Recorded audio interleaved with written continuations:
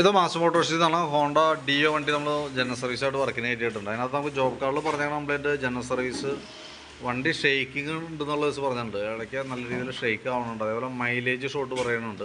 Headlight വെട്ടം കുറവ് പറയുന്നുണ്ട്. അതേപോലെ തന്നെ ഹെഡ് ഓവർ ഹീറ്റിംഗ് ആയിട്ട് പറയുന്നുണ്ട്. Over heating engine oil check ചെയ്തിട്ട് ആവശ്യമെങ്കിൽ മാറ്റാം. വാട്ടർ സർവീസ് ഇത്രയും കേസാണ് മെയിനായിട്ട് പറഞ്ഞേക്കണേ.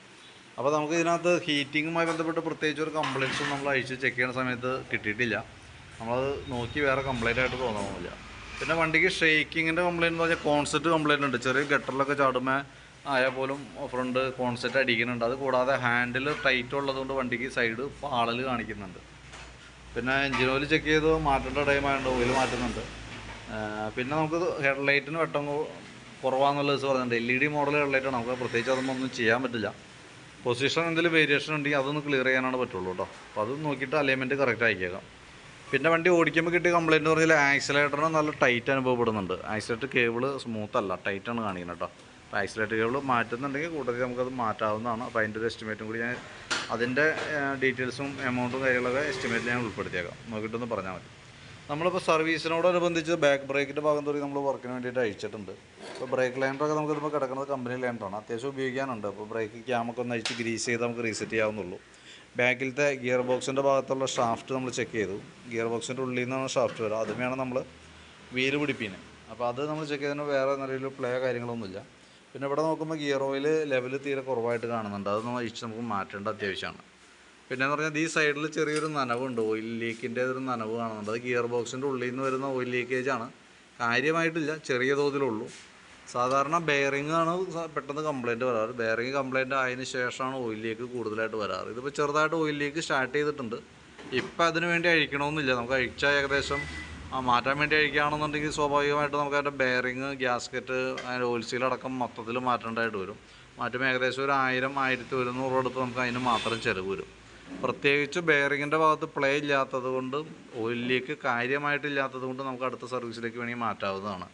ഗിയർ ഓയിൽ ലെവൽ കുറവുണ്ട്. അപ്പോൾ ഓയിൽ മാത്രം മാറ്റി നമുക്ക് വേണമെങ്കിൽ സെറ്റാക്കാം. നോക്കിയിട്ടൊന്ന് പറയാം. പിന്നെ അതേപോലെ തന്നെ ബാക്ക് ടയറിൻ്റെ കണ്ടീഷൻ നമ്മൾ നോക്കി. കമ്പനി ടയറാണ് കിടക്കണേ. വേറെ ഡാമേജ് കാര്യങ്ങളൊന്നുമില്ല. ഹബിൻ്റെ ഭാഗത്തായാലും വേറെ പറയത്തക്ക കംപ്ലയിൻ്റ് ഒന്നുമില്ല. പിന്നെ നമ്മൾ അതിൻ്റെ എയർ ഫിൽറ്റർ, ക്ലച്ച് സൈഡൊക്കെ ചെക്ക് ചെയ്യുന്നുണ്ട്. എയർ ഫിൽറ്ററൊക്കെ നമ്മൾ ക്ലീൻ ചെയ്യാൻ ചെക്കപ്പിന് വേണ്ടിയിട്ട് അയച്ചാനാണ്. കമ്പനി ഫിൽറ്ററാണ്, ഹോണ്ടയുടെ ഒറിജിനൽ ഫിൽറ്ററാണ് നമുക്ക് കിടക്കണേ. കാര്യമായിട്ടുള്ള പൊടി കാര്യങ്ങളൊന്നുമില്ല. അപ്പോൾ തുടച്ച് ക്ലീൻ ചെയ്ത് റീസെറ്റ് ചെയ്യാവുന്നതുള്ളൂ. ക്ലച്ച് സൈഡ് നമ്മൾ ഫുള്ളായിട്ട് അഴിച്ച് ക്ലീൻ ചെയ്ത് തരുന്നുണ്ട്. നമുക്ക് ഡ്രൈ ടൈപ്പ് ക്ലച്ചാണ്. അപ്പോൾ സ്വാഭാവികമായിട്ടും ബെൽറ്റ്, ക്ലച്ച് ഷോക്ക് വർക്ക് ചെയ്തിട്ടുള്ള പൊടി കാര്യങ്ങളൊക്കെ അതിൻ്റെ ഉള്ളിലുണ്ടാവും. അതൊക്കെ നേരടിച്ച് ക്ലീൻ ആക്കാം. നിലവിൽ അത് മാത്രമാണ് ഒരു ഇതായിട്ടുള്ളൂ. അതൊക്കെ നേരടിച്ച് ക്ലീൻ ആക്കിയിടാം. പിന്നെ അതിൻ്റെ വേരിയേറ്റർ ബോഡി, ബോസ് ടൈപ്പ് കാര്യങ്ങൾ, ക്ലച്ച് യൂണിറ്റൊക്കെ നമ്മൾ ഡീറ്റെയിൽ ആയിട്ട് ചെക്ക് ചെയ്യുന്നുണ്ട്. വേറെ പറയാത്ത കംപ്ലയിൻ്റ് ഒന്നുമില്ല. പിന്നെ ബെൽറ്റിൻ്റെ കണ്ടീഷനായാലും കമ്പനി ബെൽറ്റ് കിടക്കണേ. ഹോണ്ടയുടെ ഒറിജിനൽ ബെൽറ്റാണ് നമ്മൾ യൂസ് ചെയ്തത്. നിലവിൽ വേറെ കാര്യമായ ഡാമേജ് എന്ന് പറയില്ല. ഈ സെൻറ്റർ ഭാഗം ചെറിയൊരു ക്രാക്ക് തുടങ്ങിയിട്ടുണ്ട്. നെക്സ്റ്റ് സർവീസിലായാലും നമ്മൾ ഇതേപോലെ തന്നെ അഴിച്ചു നോക്കും. കൂടുതൽ കംപ്ലയിൻ്റ് ഒക്കെ ആണെങ്കിൽ അടുത്ത സർവീസിൽ നമുക്ക് മാറ്റാവുന്നതാണ്. പ്രത്യേകിച്ച് കംപ്ലയിൻ്റ് ഒന്നും ഇല്ല അപ്പോൾ നിലയിൽ. അത് ഓടിക്കോളും കേട്ടോ. പിന്നെ അതേപോലെ എഞ്ചിൻ ഹെഡിൻ്റെ ഭാഗം ചെക്ക് ചെയ്ത് വേറെ പറയത്തക്ക ലീക്കേജ് കാര്യങ്ങളൊന്നുമില്ല. ആക്സിലേറ്റർ കേബിൾ ടൈറ്റ് കാണിക്കുന്നുണ്ട്. നമ്മൾ ഒരുപാട് ബലം പിടിച്ചിട്ട് വേണം വണ്ടി മൂവ് ചെയ്യാനായിട്ട്. അപ്പോൾ ആ കേബിളൊന്നും മാറ്റിയിടാവുന്നതാണ്, നല്ലതാണ്. കാരണം വെച്ചാൽ അത്രയും ബലം പിടിക്കേണ്ട ആവശ്യമില്ല ശരിക്കും. കാരണം സ്മൂത്തായിട്ട്. കാരണം വെച്ചാൽ ഈ കേബിൾ ഓവർ ലെങ്ത് ഉള്ള മോഡലായതുകൊണ്ടാണ് കേബിൾ ചെറിയൊരു ടൈറ്റാണെങ്കിൽ പോലും ഹാൻഡിൽ നമുക്ക് അത്ര കണ്ട് ഫീൽ ചെയ്യാം. അപ്പോൾ മാറ്റേണ്ട ടൈമാണ്. മാറ്റിയിടുന്നത് നല്ലതാണ് കേട്ടോ. പിന്നെ ചോക്കിൻ്റെ കേബിൾ ചെക്ക് ചെയ്തു, വർക്കിംഗ് ഓക്കെയാണ്. മൈലേജ് കംപ്ലയിൻറ്റ് പറഞ്ഞിട്ടുണ്ട്. മൈലേജ് ഷോർട്ടിൻ്റെ കേസ് പറഞ്ഞിട്ടുണ്ട്. പ്രത്യക്ഷത്തിൽ നമുക്ക് പുറമേ നിന്ന് ചെയ്യാവുന്ന വർക്കുകൾ ചെയ്യാം. കാർബറേറ്റർ ട്യൂണിങ് കാര്യങ്ങൾ ചെയ്യാം. കാർബറേറ്റർ ക്ലീനിങ് നമുക്ക് ഓൾറെഡി നമുക്ക് ജനറൽ സർവീസിൽ വരുന്നില്ല. തന്നെയല്ല നമുക്ക് കാർബറേറ്റർ ഇപ്പോൾ ചടി കയറി അഴിക്കാതിരിക്കണതാണ് ബുദ്ധി.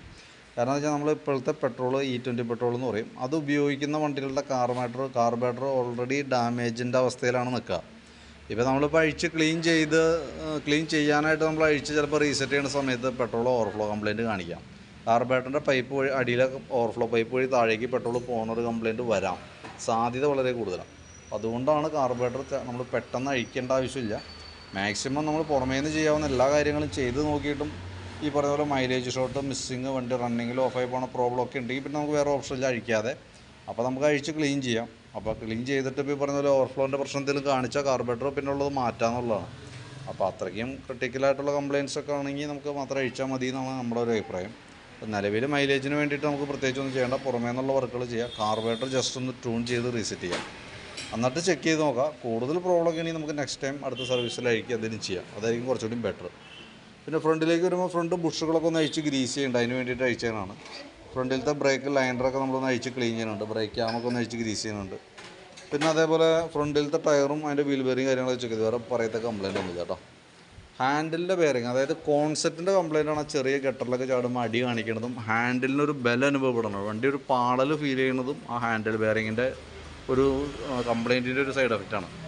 അത് നമ്മളിപ്പോൾ അഴിച്ച് മാറ്റാമെന്ന് പറഞ്ഞാൽ ഫുള്ളായിട്ട് ബോഡി അഴിക്കണം. ബോഡി അഴിച്ചിട്ട് നമുക്ക് അതിൻ്റെ ഉള്ളിൽ നിന്ന് അതിൻ്റെ ഫോർക്കും മേന്ന് അഴിച്ച് കോണൊക്കെ മാറ്റിയിട്ട് വേണം റീസെറ്റ് ചെയ്യാനായിട്ട്. ഏകദേശം നമുക്കൊരു 1050 രൂപ നമുക്ക് ചിലവ് വന്ന കേസാണ്. ബെയറിങ്ങിൻ്റെയും ലേബറും എല്ലാം നടക്കാം. അപ്പോൾ അതും കൂടി കൂട്ടത്തിൽ കൂടെ ചെയ്യുന്നത് നല്ലതാണ്. കംപ്ലയിൻറ്റ്സ് അത് നമ്മുടെ അടുത്ത് കംപ്ലയിൻറ്റ്സ് ആയിട്ട് പറഞ്ഞിട്ടില്ല, പക്ഷേ നമ്മുടെ ശ്രദ്ധയിൽ പെട്ടപ്പോൾ ആ കംപ്ലയിൻറ്റ് നമ്മുടെ അടുത്ത് സൂചിപ്പിച്ചെന്നുള്ളൂ. നിങ്ങൾക്ക് ഓടിക്കുമ്പോൾ അത് ഫീൽ ചെയ്യണ്ടാവും. വണ്ടി ഓടുന്ന സമയത്ത് ഹാൻഡിൽ ഒരു പാളിച്ച പോലെ കാണിക്കണ്ടാവും. അത് ഹാൻഡിലുമ്പോൾ വേറൊരാൾ പിടിക്കുമ്പോൾ, ഡ്രൈവ് ചെയ്യുന്ന ആളല്ലാതെ വേറൊരാൾ പിടിക്കുമ്പോൾ ഹാൻഡിലൊരു വെട്ടൽ പോലെ അതേ ഒരു ഫീലിംഗ് ആയിരിക്കും നമുക്ക് ഈ കോൺസെപ്റ്റ് കംപ്ലയിൻ്റ് ആയി. അപ്പോൾ അത് ഓൾറെഡി കാണിക്കുന്നുണ്ട്. അപ്പോൾ നോക്കിയിട്ട് പറയാം, അതനുസരിച്ച് ചെയ്യണമെങ്കിൽ നമുക്ക് അതും കൂടി ചെയ്യാം. അപ്പോൾ ഞാൻ എൻ്റെ എസ്റ്റിമേറ്റിനകത്ത് അതിനകത്ത് ഉൾപ്പെടുത്താം. അപ്പോൾ വീഡിയോ കണ്ടിട്ട് വേണ്ടാന്നുണ്ടെങ്കിൽ ഒഴിവാക്കിക്കോ. കാരണം എന്താ വെച്ചാൽ കംപ്ലയിൻറ്റ് ഉണ്ട്, നമ്മളത് ശ്രദ്ധപ്പെടുത്തിയെന്നുള്ളൂ. നിങ്ങൾക്കത് കംപ്ലയിൻ്റ് ആയിട്ട് ഫീൽ ചെയ്യില്ലെങ്കിൽ ഓൾറെഡി കുറേ ഓടിയിട്ട് മാറ്റിയാലും മതി. അപ്പോൾ എന്തായാലും നോക്കിയിട്ടൊന്ന് പറയണം, അതനുസരിച്ചിട്ട് നമുക്ക് വർക്ക് ചെയ്യാനായിട്ട്. പിന്നെ ഹെഡ്ലൈറ്റ് LED ടൈപ്പ് ആയതുകൊണ്ട് തന്നെ നമുക്ക് വേറെ അഡ്ജസ്റ്റിംഗ് ഒന്നും ചെയ്യൽ നടക്കില്ല. പവർ കൂട്ടാനോ കുറയ്ക്കാനോ ഒന്നും പറ്റുന്നില്ല.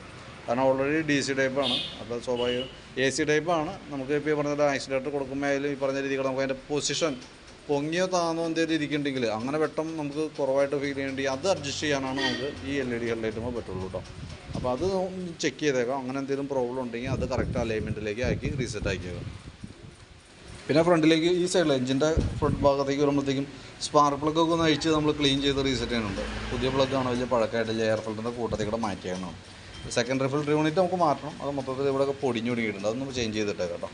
പിന്നെ എഞ്ചിൻ ഓയിൽ മാറ്റുന്നുണ്ട്. അപ്പോൾ ഇത്ര കേസാണ് മെയിനായിട്ട് നമ്മൾ ചെയ്യുന്ന വർക്കുകൾ. അപ്പോൾ ഞാൻ അതിൻ്റെ ഏകദേശം ഒരു എസ്റ്റിമേറ്റ് ആക്കിയിട്ട് അതിൻ്റെ ഡീറ്റെയിൽസൊക്കെ ഒന്ന് വാട്സാപ്പിലേക്ക് ഒന്ന് ഷെയർ ചെയ്തിട്ട് കേട്ടോ. വീഡിയോ കണ്ടുകഴിയുമ്പോൾ നോക്കിയിട്ടൊന്ന് റിപ്ലൈ ഇട്ടാൽ മതി. കാരണം റിപ്ലൈ കിട്ടിയിട്ട് നമുക്ക് അതനുസരിച്ചിട്ട് വേണം വർക്ക് കംപ്ലീറ്റ് ചെയ്യാനായിട്ട്. ആ കോൺസെപ്റ്റിൻ്റെ കേസ് പ്രത്യേകം ശ്രദ്ധിക്കുക. നിങ്ങൾക്ക് ആ കംപ്ലയിൻറ്റിൻ്റെ കേസ് നോക്കിയിട്ട് ചെയ്യണമെന്നുണ്ടെങ്കിൽ നമുക്കത് കൂട്ടത്തിൽ ചെയ്തു പോവാം. ഇനി അതല്ലെങ്കിൽ നമുക്ക് നെക്സ്റ്റ് ടൈം അടുത്ത സർവീസിലേക്കാണ് ഉദ്ദേശിക്കണമെന്നിട്ട് അങ്ങനെ നോക്കിയിട്ട് വീഡിയോ കണ്ടതിന് ശേഷം നോക്കിയിട്ട് മാത്രം ഒന്ന് റിപ്ലൈ ഇടാം കേട്ടോ. അതനുസരിച്ചിട്ട് നമുക്ക് ചെയ്യാം. ഓക്കെ.